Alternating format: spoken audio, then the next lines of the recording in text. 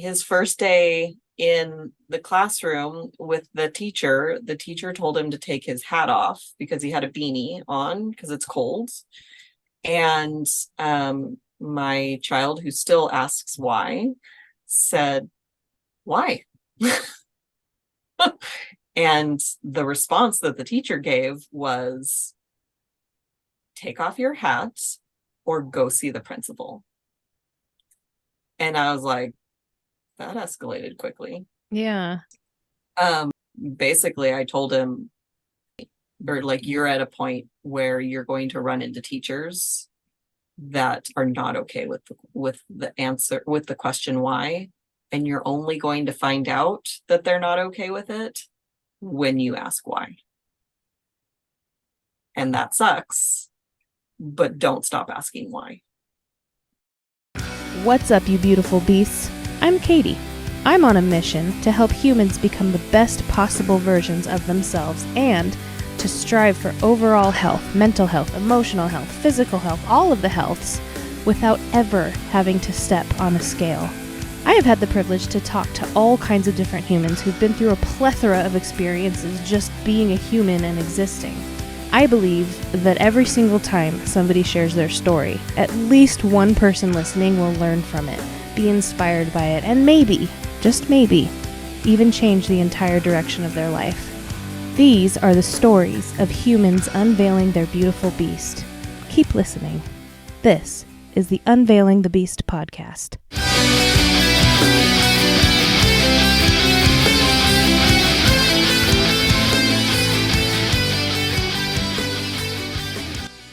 What up, beasts? Welcome back to the show. Today's episode, I'm hanging out with Alysia Lyons. She is a mom support coach, and she helps give tools and tips and tricks on how to raise enlightened children. Today's conversation started talking about AI and AI assistants and Terminator 2 and Skynet, and then somehow morphed into the topic of kids getting shut down for asking the question why. This episode is also filled with a lot more juicy stuff, so stick around, and as always, I hope something lands with you today. I hope something you hear tugs on your heartstrings, and or I hope you laugh.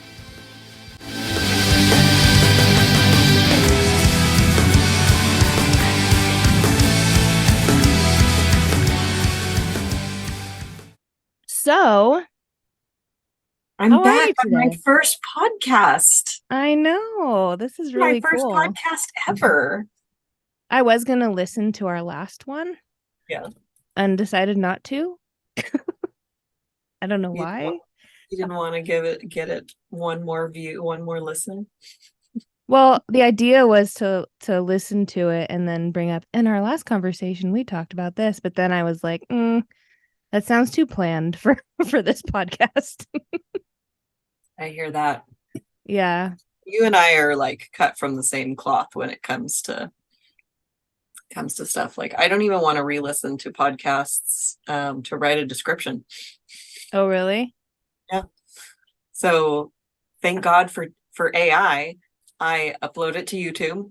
Uh-huh. I take the transcript, I plug it into AI, and I say, write a podcast episode description, and it does that. And my life is so much less complicated now because AI is doing a lot of stuff for me. Dang. Like, we're going to have a conversation after the show about how to promote your podcast using AI, because I found a program that will cut up clips of it for you. It'll find 20 to 30 viral. Viral. Wait, hold on. I can't even say it. Viralable. I like it. Yeah. I think I made that word up. Viral. Yeah, viral clips, Mm-hmm. or clips that have potential to go viral. And like literally 20 to 30 of them per episode. And then I found another program that will share them on all the platforms, and all you have to do is upload it to one of them. Dang. Okay, I'm definitely interested because I don't really promote my podcast, and I have at least 50 episodes now. Let me see. You're episode 17 for season 2, and you were the last episode of the first season, which was 27. So 27 plus 17. I think that's over 50. It's close to 50. If it's not a 50, it's close to 50. Yeah. But I don't ever, I mean, I promote it on like Instagram. I do like, here's a sneak peek, blah, blah, blah, blah, blah. But I haven't actually promoted it. And I told my husband that I want to start promoting it because then people will go back and listen to the old episodes too. So I have clips sharing on TikTok, Instagram, Facebook, and YouTube. nice. Yeah. It's really like it's freed up. I'm expecting really big things, and expectations are, what lead to disappointment when they're unmet, or unmet expectations Yeah. are what Yeah. are lead to disappointment. But I mean, I also heard that the platforms are prioritizing AI produced content. Wow. Yeah. I mean, I like the movie Terminator 2, Right. specifically Terminator 2.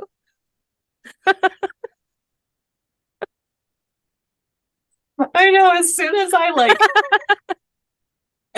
as I used AI to enhance something that I wrote, I was like, oh damn, welcome to Skynet. Like this is the beginning of it. Like Yeah. it's already begun. Like I used to say, call it stupid because it would spit out something really stupid. Mhm. And I told Larry that I was calling it stupid, and he's like, I'm always really nice to AI because when there are overlords, they'll remember. And I was like, oh, yeah. And then I stopped being mean to them because I legit believe that's happening.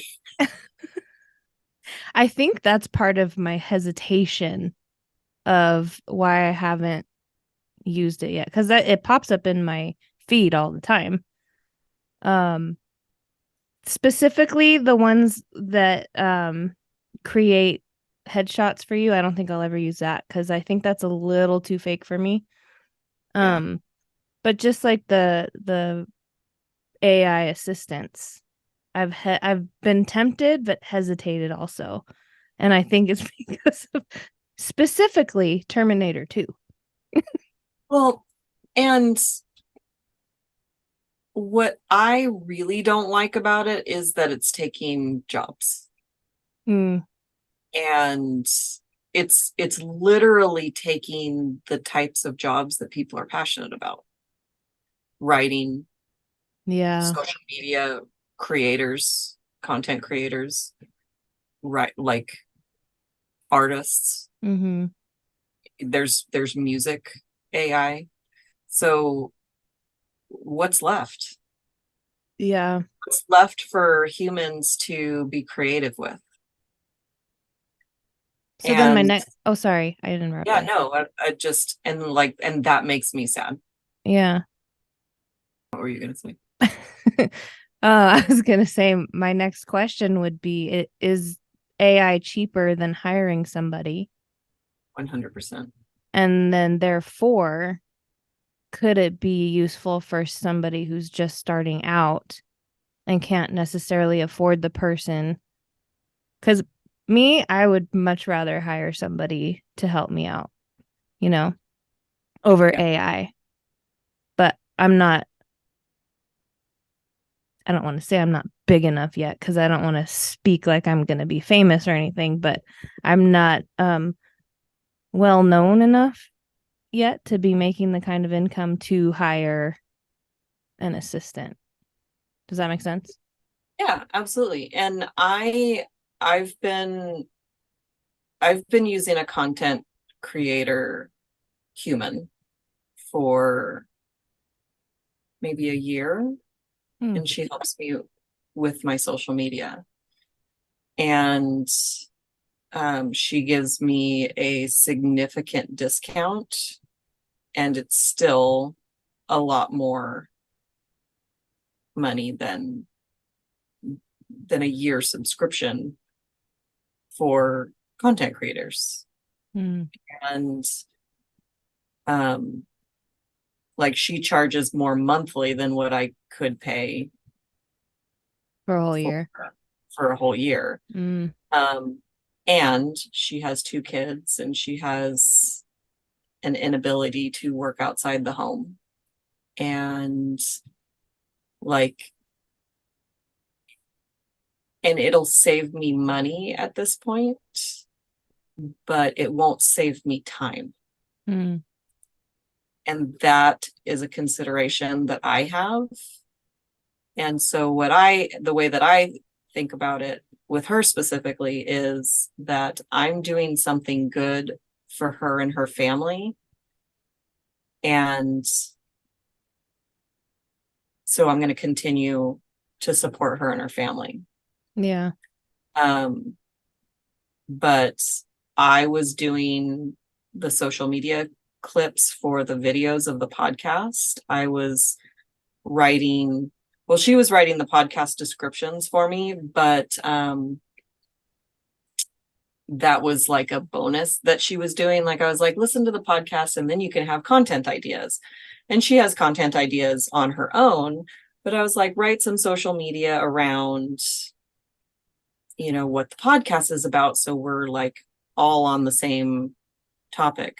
Right. So now what I'm going to have her do instead, I'll have AI create the podcast description, and I will have her, like, she and my partner Melanie and I will come up with themes, and then she can do social media around the themes that we're doing. And so my podcasts are not themed necessarily. Like, she and I do a podcast together, and those have been themed, but then I've been recording with guests in advance, Mm-hmm. and I'm scheduled out, 3 months ahead. And it's, the topic is based on who the interviewee is. Yeah. So, there was one month that I think I interviewed like 3 health fitness type people in a row. Was I one of them?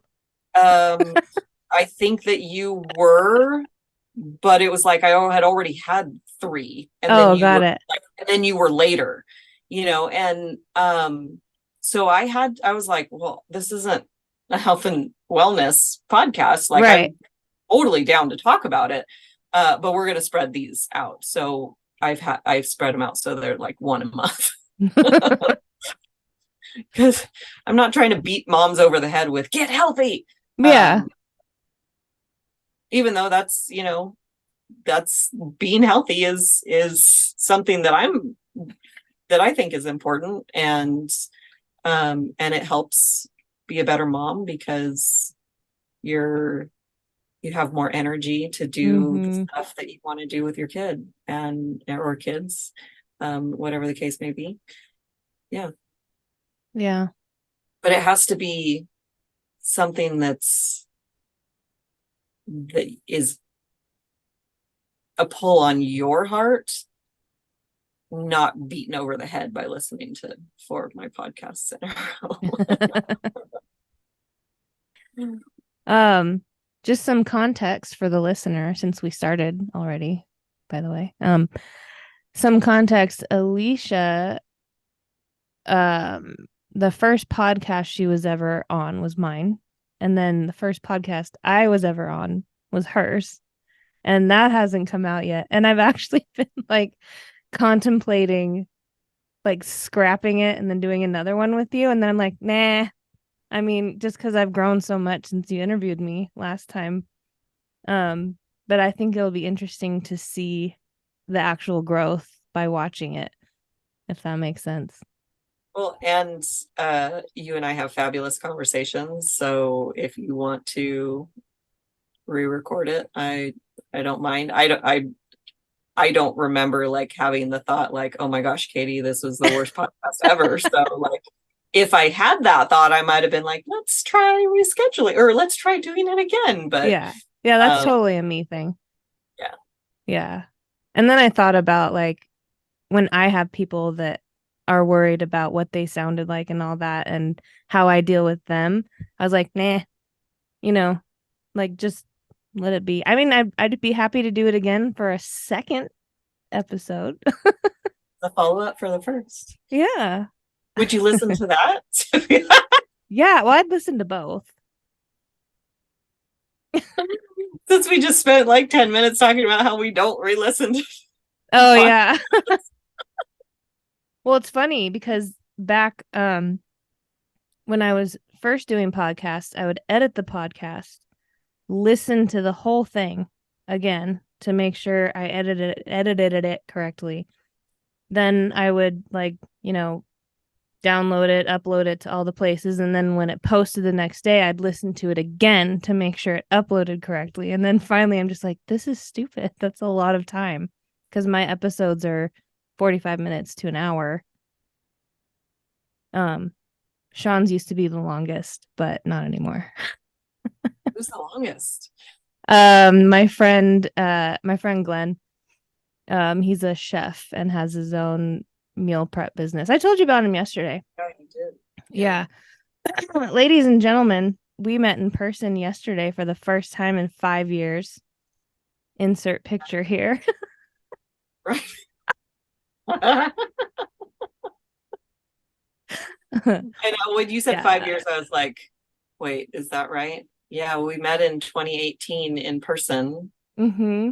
And we were in the room together for max 2 hours. And then I had to leave because every single person that could watch my son got hurt. Got hurt? In one day. Oh, yeah. I never asked you about that. Yeah. Because I knew you had to leave early because of an emergency. Yeah.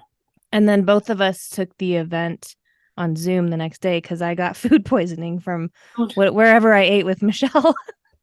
And so I was like, watching and vomiting at the same time. But yeah. Oh, we're not talking about me. We're talking about you. I never asked you like what happened. And I don't know why, like I felt hesitant to ask you, like it's none of my beeswax, Well, thank you for the imagery of what you were doing the next day, but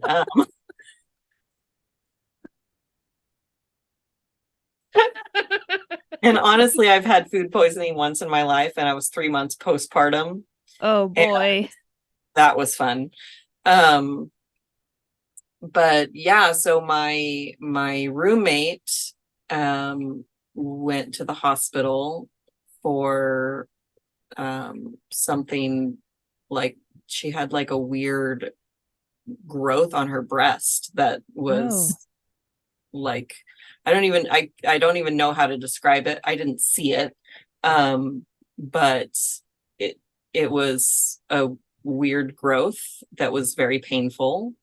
And so she had to go to the hospital, and then my then boyfriend, now fiance, he lifted something he wasn't supposed to and like ripped a muscle in his back. Ooh.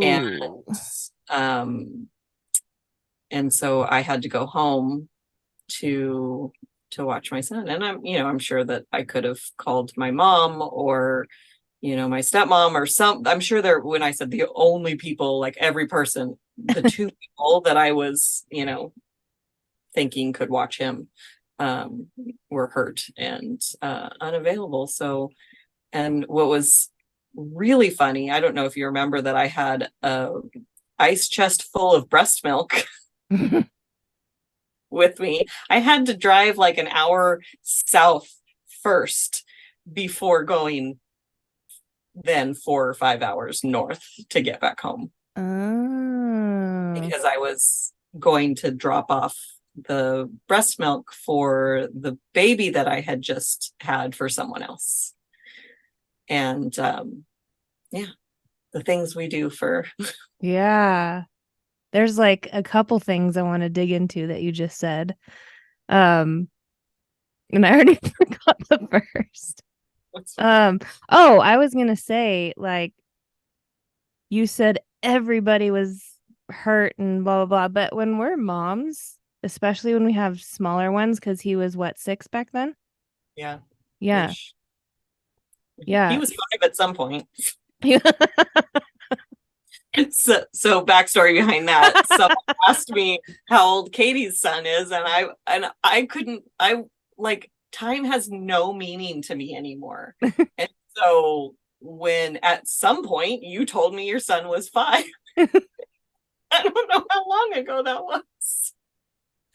Oh, it might have been on your podcast because he was still Okay. 5, but he just turned 6. Yeah, but in time has June. no meaning. So Right. like, I had no idea how long ago that was. So at some Yeah. point he was 5. My son There you go. was, so if he's 11 now, and that was 5 years ago, he was 6. Mm-hmm. So yeah, he was 6. Continue with your point. Yeah, my point was just that, like, especially when they're young, and I experience this all the time, if you have something set up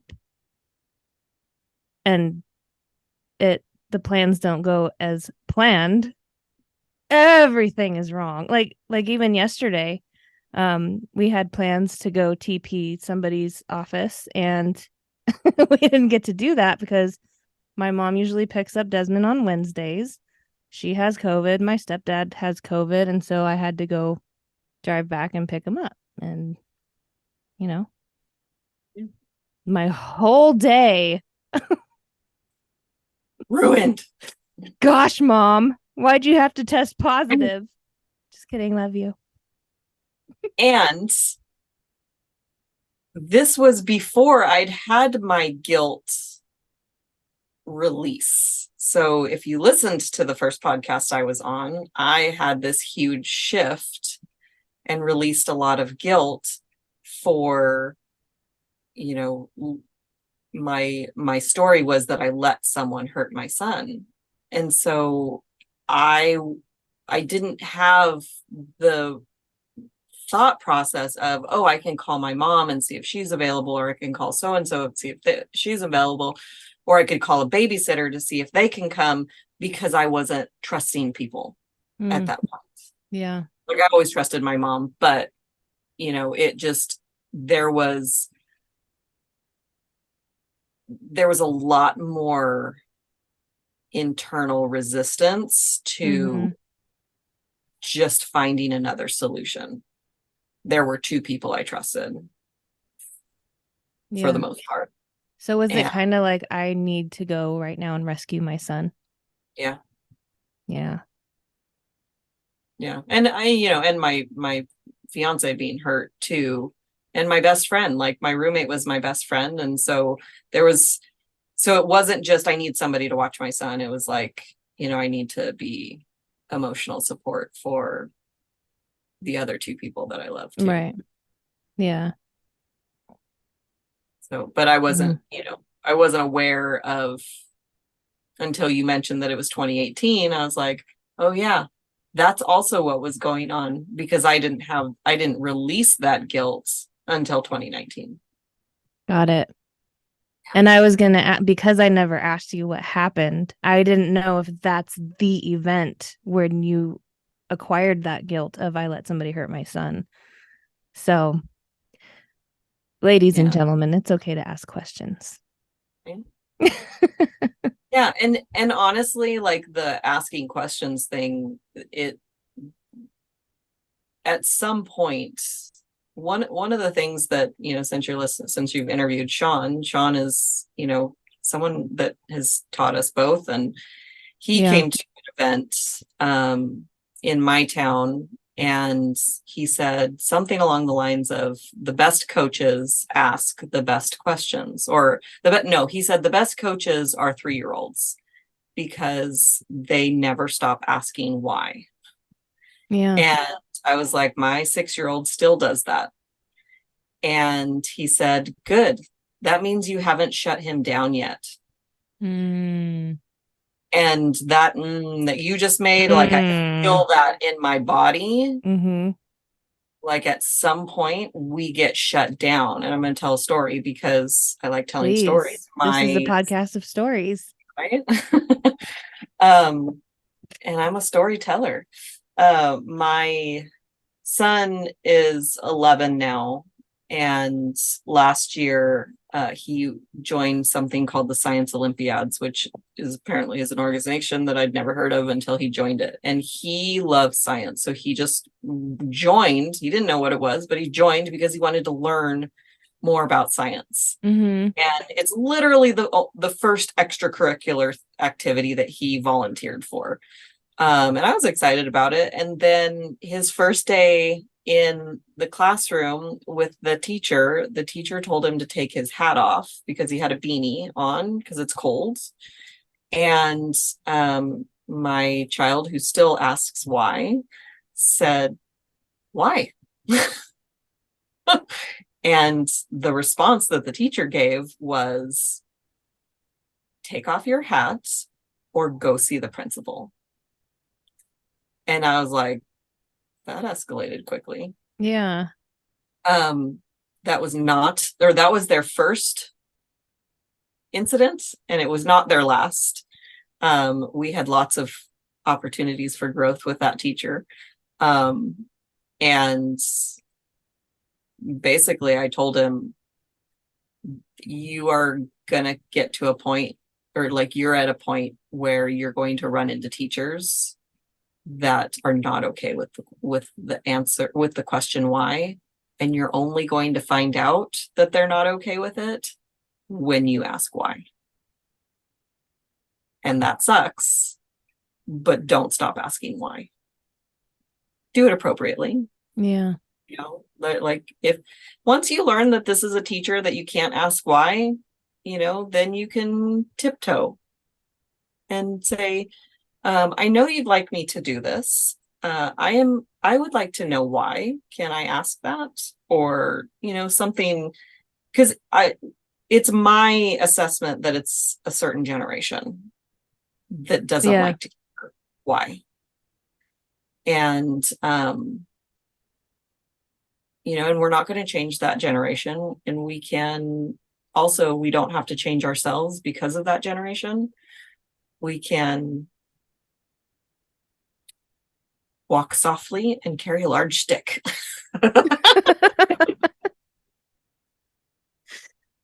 I'm going to quote you on that. Walk softly. Just kidding.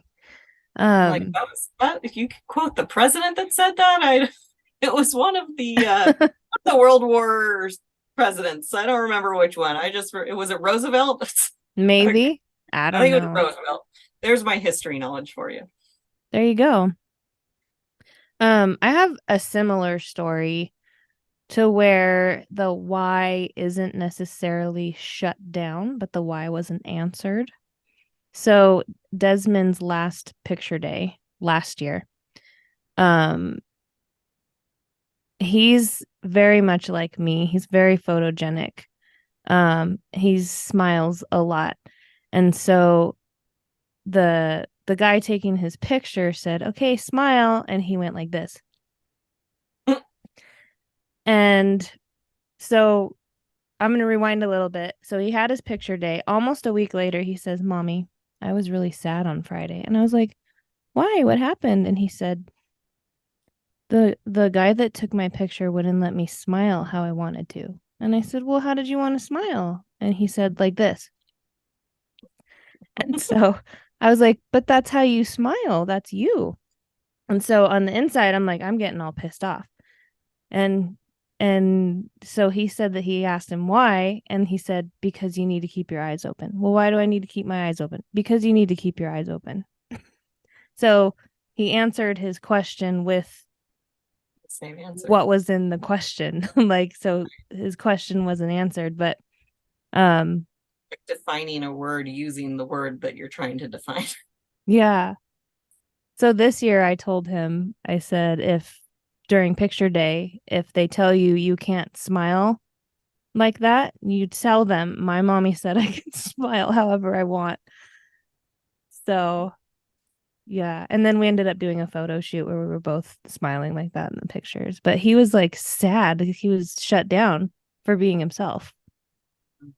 And I was It, pissed. it happens so easy. Like, that's why we're working with a school in Southern California. We've been hired to not only help with the parents, but also help with the teachers. Mm-hmm. Um, and there's work that we all need to do. We all have trauma. And I just heard of a quote, and I don't remember who it is. I think it's unknown, actually. But the quote was that our job as parents is to something along the lines of raise the next generation while forgiving the last. Mm, Yeah. Like when Melanie and I read that, we made that sound. It was like, oh, it's so true. Like we have yeah. to heal what our parents did unconsciously.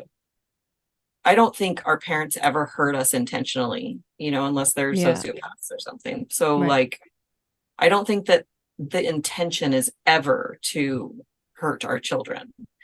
And we get hurt. And it's part of the human experience, but our job is to heal what has hurt us while we're guiding the next generation. Mm-hmm. Tell me more about what you just said about your workshops in Southern California, which I Yeah, hope to be attending. so we are doing parent workshops in at a school called St. Martin of Tours in Brentwood, California. And it's open to the public. It's open to all parents. So if you are a parent in the area listening, you are welcome to. How will they find out about those? Because I don't know that they're on the on the school's website or. Um, We'll we link can we'll find link out. I'll put something it in in the the show show notes. notes. Yeah. Yeah. Yeah, so little bit of backstory. I've been a coach for 6 years, and around 3 years ago, I started working with moms to release their guilt. And what I recognized was that a lot of the guilt that moms are having, or a lot of the struggles that moms are having, is because they don't have tools, parenting tools in their toolbox. Mm. And when I met Melanie in our coaching program, and she's been a parent educator for 20 years, she was been teaching the tools for the last 20 years. And so we started taking the workshops that she's been doing over the last 20 years and adding some of what we've learned about in the coaching world, Mm-hmm. and how it, like, all of it, we're just blending the two, we're marrying the two, and we're creating a baby. And Is it time to push? it's just about, I mean, we've been pushing. Yeah. I've been pushing. I feel it.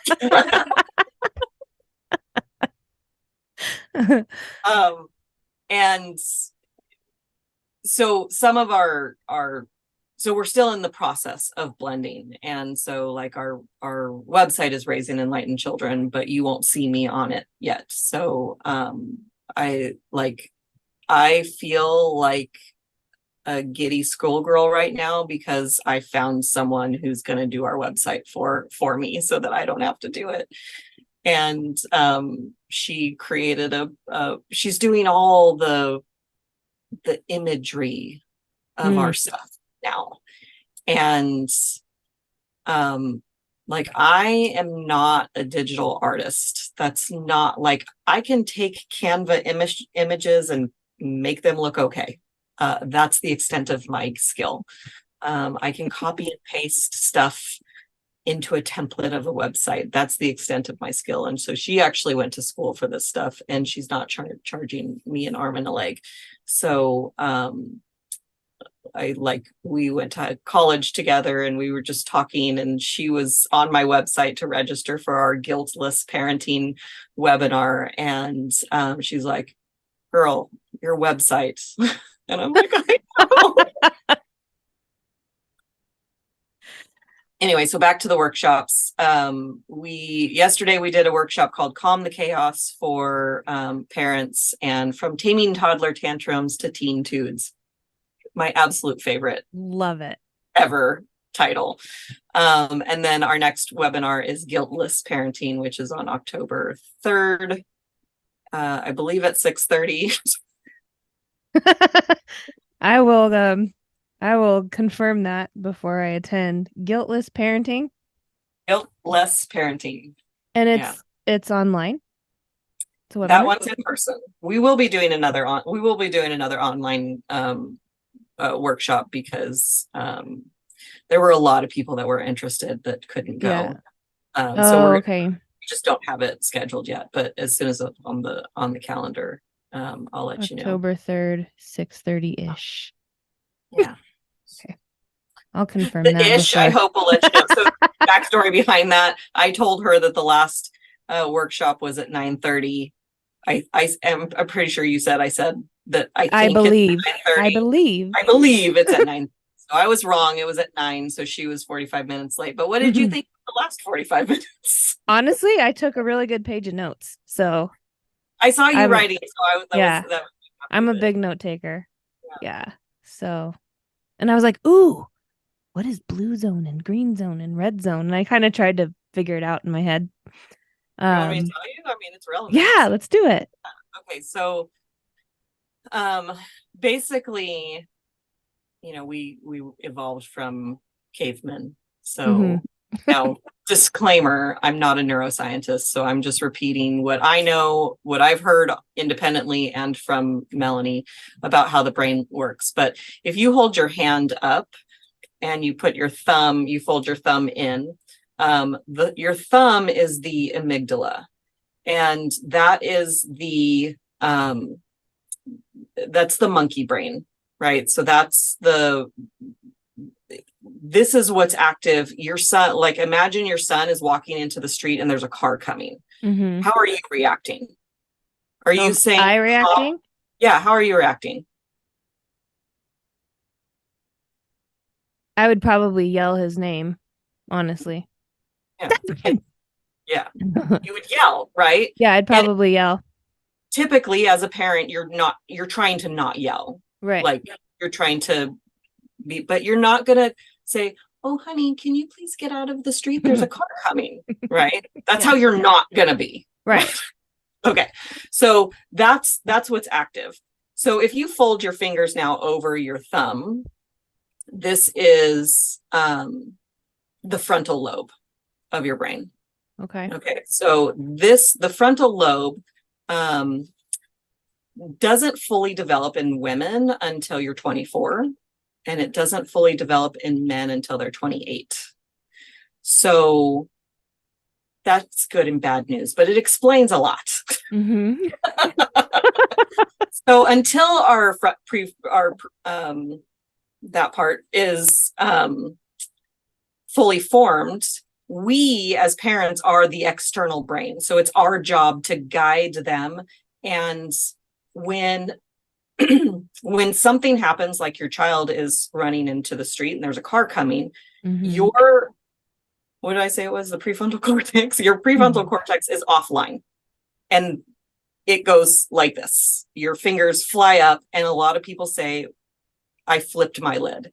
That's what's going on. Okay. So the amygdala is the fight, flight, freeze, faint, and apparently there's a new one, fawn, and I don't know what it meant because I thought fawn and faint were the same, and apparently they're not. Okay. And it could just be TikTok that has added fawn. Just saying.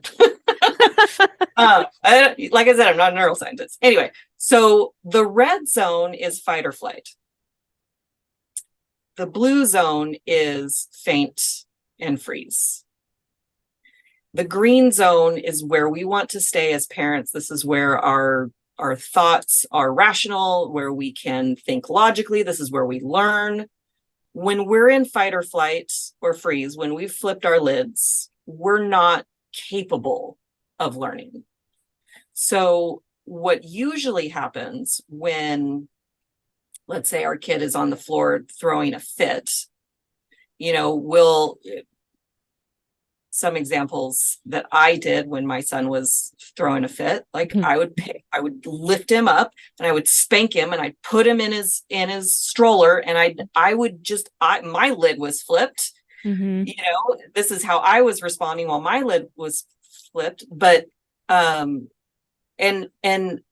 I'm like I can feel it in my body. Like I can't even describe how I was feeling because my lid was flipped. Well, he didn't learn. I didn't teach him anything in that moment except to hit. Yeah. And I taught him that I wasn't listening to his needs. I taught him that mom gets mad at him when he doesn't understand why. Like those are the things that he learned. But when they're in the red or blue zone, they're not listening, they're not learning, all they know is that there's something that they want that they're not getting, or something they don't want is happening. Right.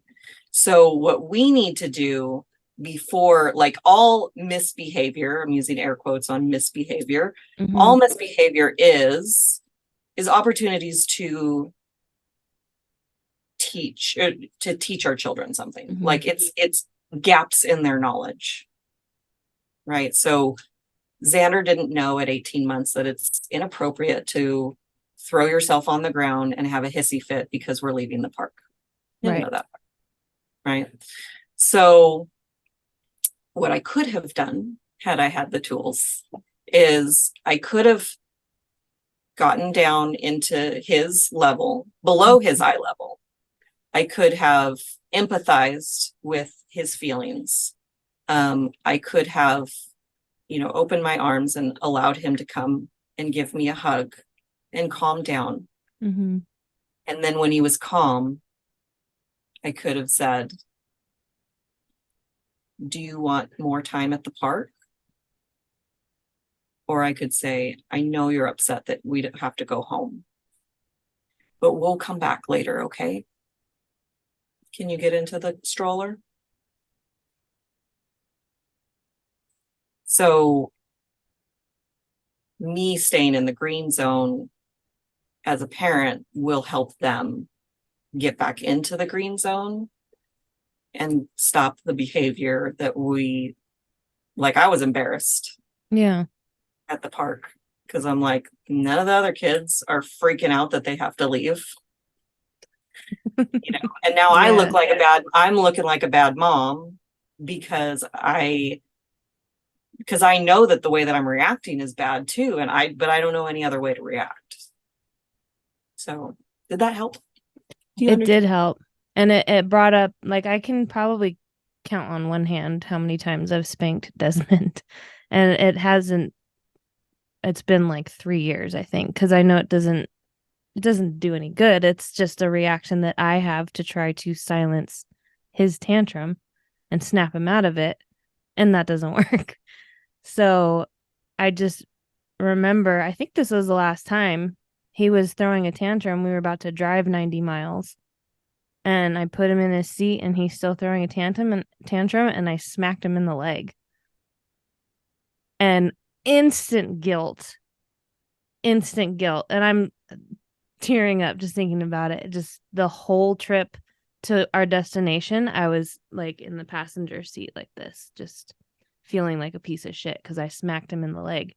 He was probably 2.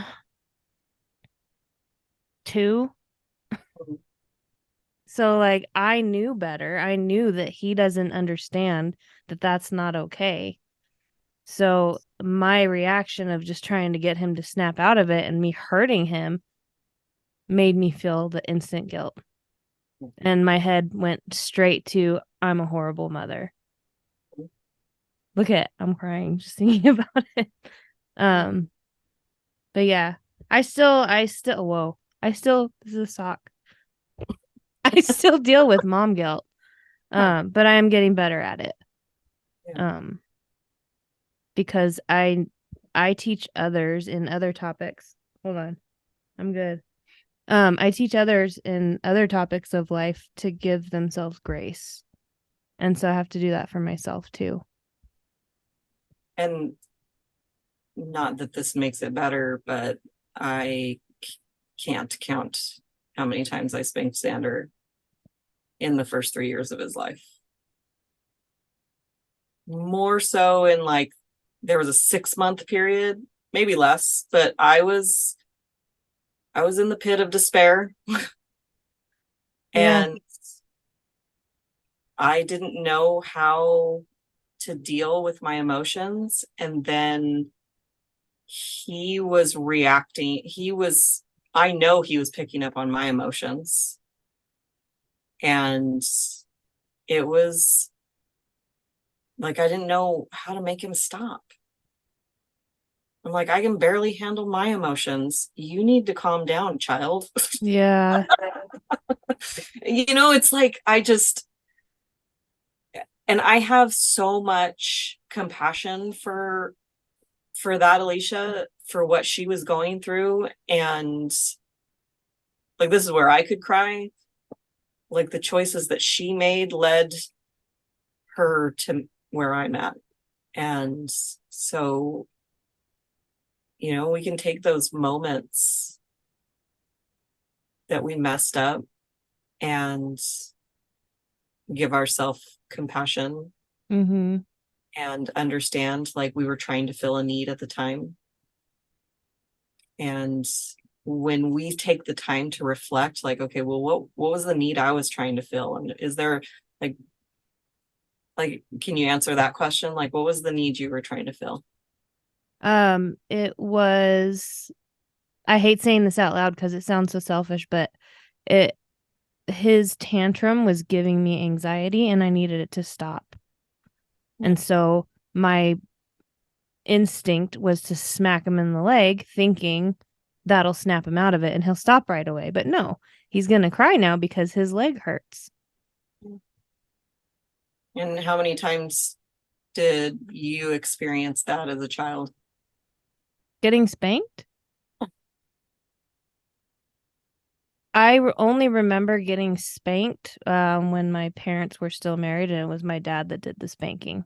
And it was always on the butt. And it hurt. One time I got smacked in the face by my mom, but I kind of deserved it because I was being an asshole. And I was older. But other than that, like I remember my spankings being from my dad. Yeah. And when we're in which zone were you in, red or blue, when you were feeling anxiety? Probably red. I'd say red. That's fight. But with red was fight or flight. Fight or flight. When we're in the red or the blue zone, we respond in the ways that we were programmed. And so you grew up with spanking, Mm-hmm. and that was how you were programmed, and you didn't have access to his butt, or you probably would have hit his butt. So he was sitting in the chair, right? Yeah, he was in his car seat. Yeah. He didn't want to leave. He wanted to stay home. Yeah. I know that all of us in one way or another are going to fuck up our kids. And, like they say, we can just offer to pay for their therapy. But I do believe in giving ourselves grace. And like you said, like feeling for the person we were when those things took place. and then just actively in the present and moving forward, doing what we can to use the new tools that we have. And then hopefully we won't continue to fuck them up, you know? And the reality is that none of us get through life unscathed. Mm-hmm. And what I believe is that everything that we go through is something that we need to go through to fulfill our purpose on this planet. Yeah. And if you can count on one hand the number of times that you've spanked him, you're doing pretty good. And it's been years. And if you want some coaching on it, we can end the podcast and I can coach you on it. I'd love to. Another thing that you guys brought up yesterday that kind of made me, I guess proud is the word, is you mentioned timeouts don't work. And one of the things that I've not necessarily stressed about, but I don't ever put him on timeout. And so then not putting him on timeout, I judge myself and be like, am I being a non-disciplined mother because I don't put him on timeout? So that kind of made me feel good when that was brought up yesterday. Because I don't think timeouts. Yeah. I don't personally think they work. But, all children are different. You don't.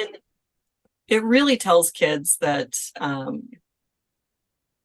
your feelings, your emotions, what you're going through right now is not okay. So you're so not okay. We're going to put you in a whole nother room. So we don't have to look at you or deal with you at all. And then we think that we tell them, go to your room and think about what you did. Did you get put in timeout?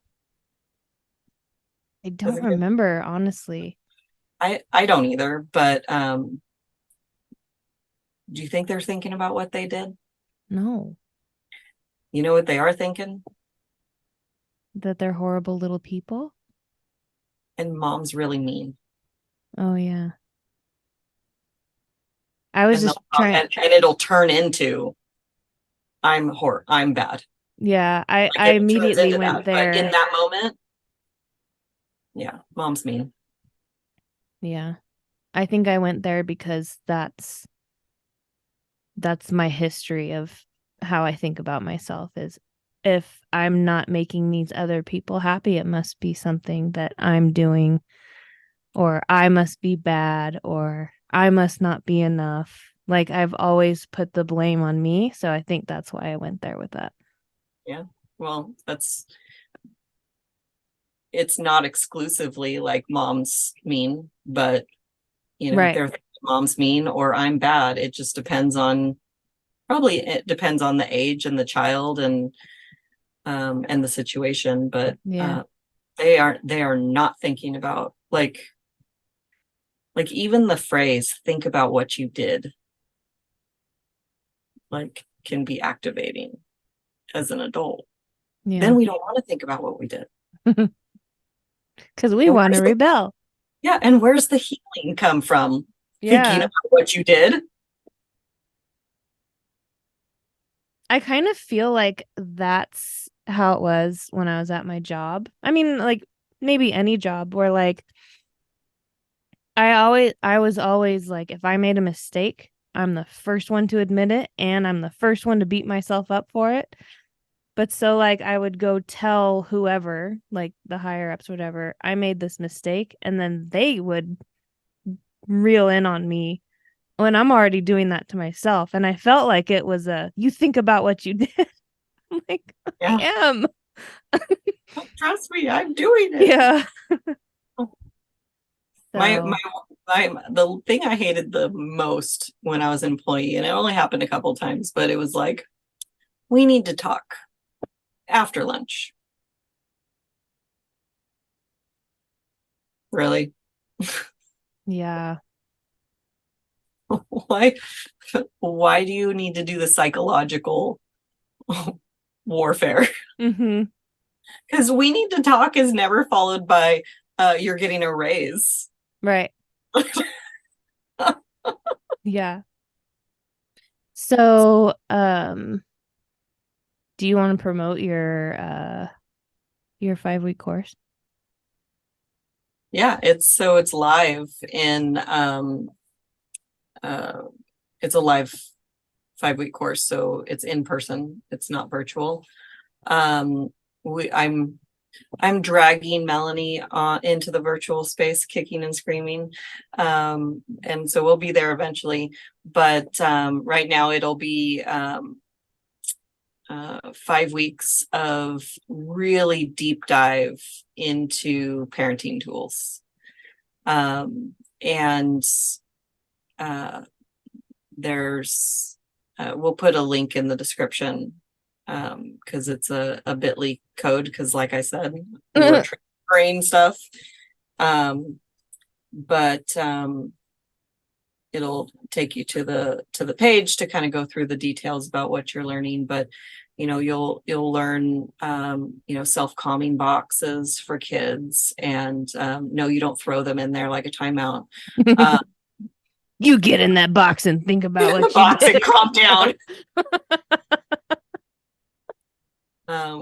We'll teach staying in the present, and a lot of other things that are really helpful parenting tools, and you'll get real live support.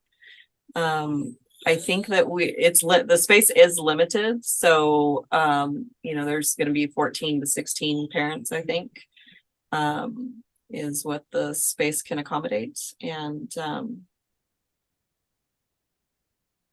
I'll tell you, it's something that I wish I had.